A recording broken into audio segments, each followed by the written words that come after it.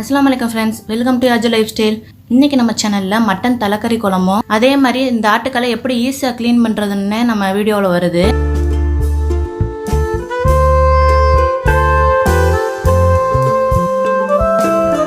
அதே மாதிரி ஆட்டுக்கால் சூப் எப்படி செய்கிறதுன்னு தான் பார்க்க போகிறோம். ஸோ ஸ்கிப் பண்ணாமல் ஃபுல் வீடியோவும் பாருங்கள், உங்களுக்கு ரொம்பவே யூஸ்ஃபுல்லாக இருக்கும். இப்போ இந்த வீடியோவை கன்டினியூ பண்ணலாம் வாங்க.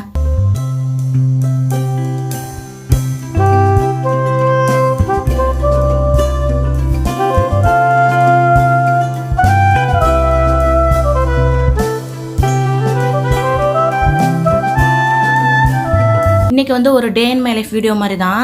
இன்றைக்கி வந்து ஆட்டுக்காலும் அதே மாதிரி மட்டன் தலைக்கறியுமே வாங்கிட்டு வந்திருந்தாங்க.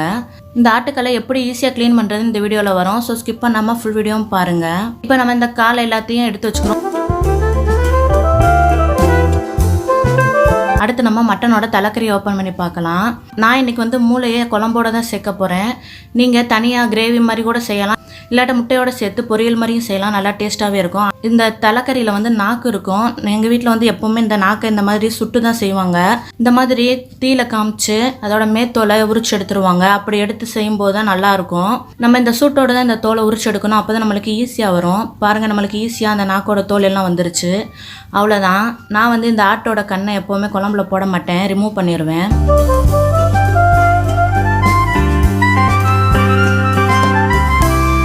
இந்த தலைக்கறிக்கு தேவையான வெங்காயம், தக்காளி, அதே மாதிரி இஞ்சி பூண்டு பேஸ்ட் அரைக்கிறதுக்கு இஞ்சி பூண்டுமே கட் பண்ணி எடுத்தாச்சு. இப்போ இந்த தலைக்கறிக்கு தேவையான மசாலாவுமே அரைச்சி எடுத்துக்கிறலாம். நான் ஃப்ரெஷ்ஷாக தான் மசாலா அரைச்சி எடுத்துருக்கேன். அதுக்கு 2 டேபிள் ஸ்பூன் சீரகம், 2 டேபிள் ஸ்பூன் கசகசா, 1 டேபிள் ஸ்பூன் மிளகு, 1/2 டீஸ்பூன் வந்து மஞ்சத்தூள் சேர்த்து நல்லா மிக்சியில் ஃபைன் பேஸ்ட்டாக அரைச்சி எடுத்துக்கிறணும்.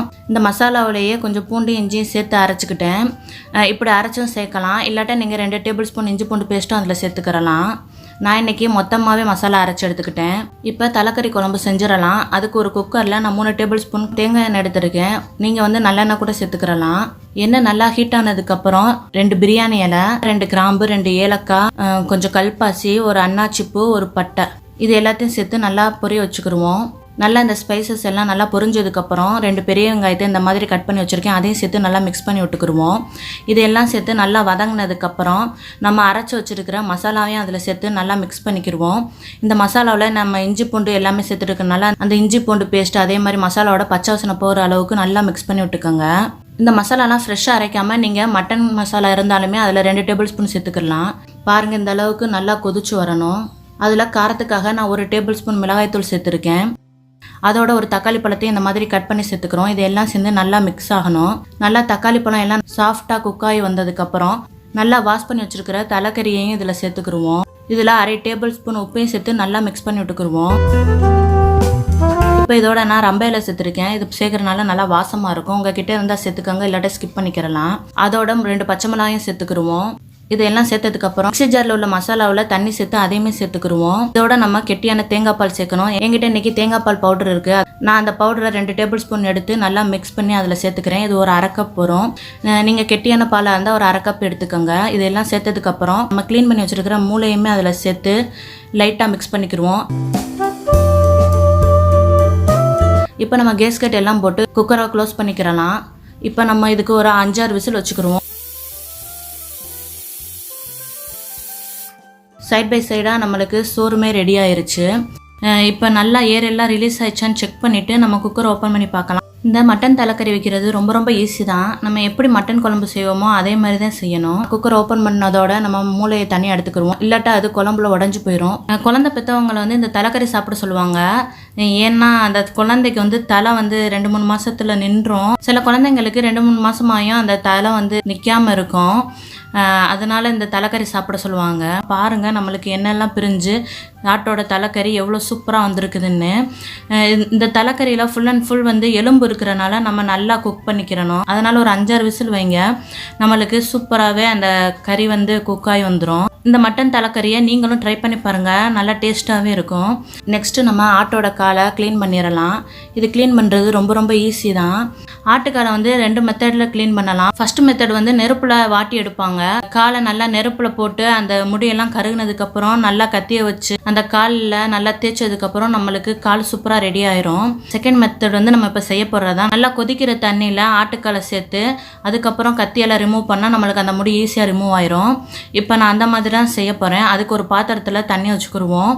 நல்லா தண்ணி இந்த அளவு சூடானதுக்கப்புறம் நம்ம எடுத்து வச்சுருக்கிற காலில் அதுக்குள்ளே நல்லா மூழ்கிற மாதிரி வச்சுக்கிடுவோம்.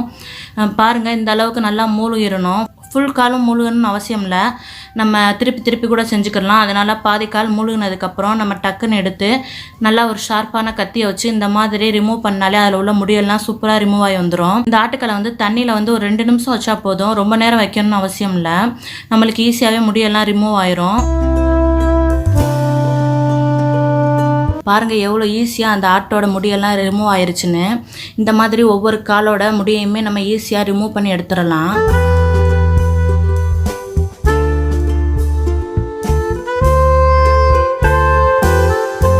கால் எல்லாத்தையுமே இந்த மாதிரி முடியெல்லாம் ரிமூவ் பண்ணிக்கிடுவோம். அவ்வளோதான். இப்போ கேஸ் ஸ்டவ்வில் வந்து நம்ம அடுப்பை ஆன் பண்ணிக்கிடுவோம். இப்போ நம்ம க்ளீன் பண்ணி வச்சுருக்கிற காலை அதில் ஒவ்வொன்றா இந்த மாதிரி திருப்பி திருப்பி வாட்டி எடுத்துக்கிறணும். இப்போ இந்த ஆட்டுக்காலோட லாஸ்ட்டில் பாதம் மாதிரி இருக்குது பாருங்கள், இதை வந்து இந்த மாதிரி தீயில வாட்டும் போது ஷார்ப்பான கத்தியை வச்சு எடுத்தாலே ஈஸியாக ரிமூவ் ஆயிரும். இதுக்கு முன்னாடி தண்ணியில் காமிக்கும் போது எடுக்கணும்னு அவசியம் இல்லை. இந்த மாதிரி தீயில காமிச்சிட்டு ஷார்ப்பான கத்தியை வச்சு ரிமூவ் பண்ணாலே இந்த ஆட்டோட காலில் உள்ள அந்த முனை எல்லாமே ஈஸியாக வந்துடும். நீங்களும் ட்ரை பண்ணி பாருங்கள். அவ்வளோதான், நம்ம சூப்பராக இந்த ஆட்டுக்கால் எல்லாத்தையுமே வாட்டி எடுத்துட்டோம்.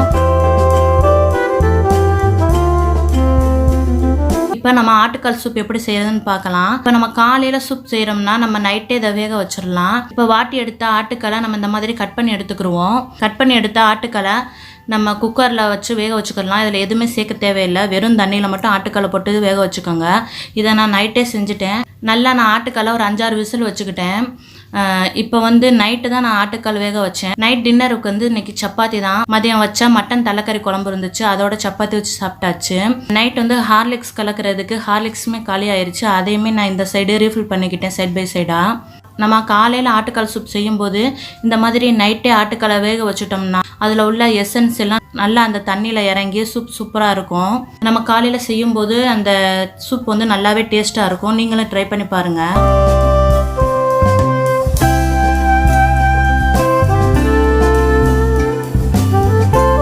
அவ்வளோதான். நெக்ஸ்ட் டே மார்னிங் பார்ப்போம். நெக்ஸ்ட் டே மார்னிங் குக்கரை ஓப்பன் பண்ணி பார்க்கலாம்.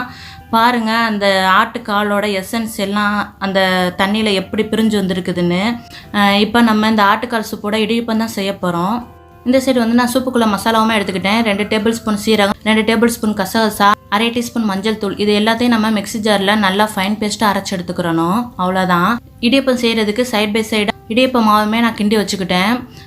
ஒன்றும் இல்லைங்க, நான் ஒரு 2 கப் இடியப்ப மாவு எடுத்திருக்கேன். இல்லை, ஒரு 1/2 டேபிள் ஸ்பூன் மட்டும் உப்பு சேர்த்துருக்கேன்.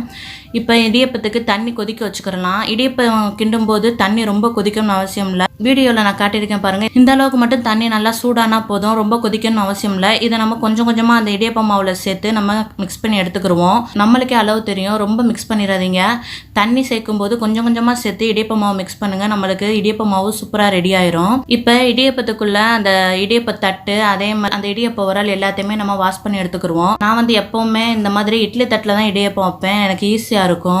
அதனால நான் இட்லி தட்டு தான் எடுத்திருக்கேன். அதில் எண்ணெயுமே அப்ளை பண்ணிக்கிடுவோம். இப்போ நம்ம ஆட்டுக்கால் சூப் செஞ்சிடலாம். நம்ம குக்கரில் வேக வச்ச ஆட்டுக்காலை இந்த மாதிரி ஒரு பாத்திரத்தில் சேர்த்துக்கிறேன். அப்புறம் நம்ம அரைச்சி வச்ச மசாலாவையும் அதில் சேர்த்துக்கிடுவோம். அதோட நான் ஒரு சின்ன தக்காளி, ஒரு தக்காளி தான் சேர்த்துருக்கேன். அதோட 1/2 டேபிள் ஸ்பூன் உப்பையும் சேர்த்து நல்லா மிக்ஸ் பண்ணி நம்ம அடுப்பில் வச்சிடலாம். இந்த சூப் நல்லா கொதிச்சு வரணும். அதுக்கிடையில நம்ம இடியப்பமே செஞ்சிடலாம். எப்போவுமே எங்கள் வீட்டில் என் ஹஸ்பண்ட் தான் இடியப்பம் சுற்றி கொடுப்பாங்க. இன்றைக்கி அப்படி தான், அவங்க தான் இடியப்பம் சுற்றி கொடுத்தாங்க. இந்த மாதிரி உரலில் கொஞ்சமாக மாவு வச்சுக்கிட்டு நம்ம தட்டில் இந்த மாதிரி இடியப்பத்தை சுற்றினாலே நம்மளுக்கு இடியப்பம் சூப்பராக வந்துடும். இதை நம்ம ஒரு 5 நிமிஷத்துக்கு ஹை ஃப்ளேமில் வேக வச்சாலே போதும், நம்மளுக்கு இடியப்பம் சூப்பராக பூ போல் வந்துடும்.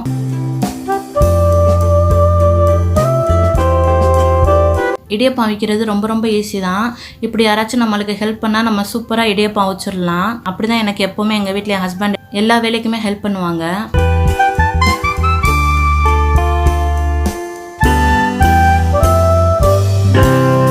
சைட் பை சைடாக என் பொண்ணுங்களையுமே எழுப்பி விட்டு அவங்களையுமே ஸ்கூலுக்கு ரெடி பண்ணியாச்சு.